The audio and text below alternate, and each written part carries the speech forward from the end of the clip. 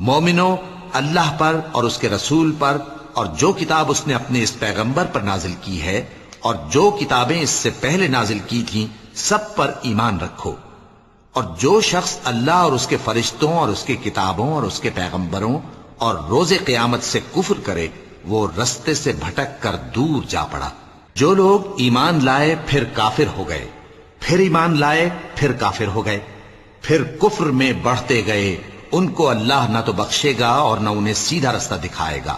اے پیغمبر، منافقوں یعنی دو رخے لوگوں کو بشارت سنا دو کہ ان کے لیے دکھ دینے والا عذاب تیار ہے۔ وہ جو مومنوں کو چھوڑ کر کافروں کو دوست بناتے ہیں، کیا یہ ان کے ہاں عزت حاصل کرنی چاہتے ہیں؟ سو عزت تو سب اللہ ہی کی ہے۔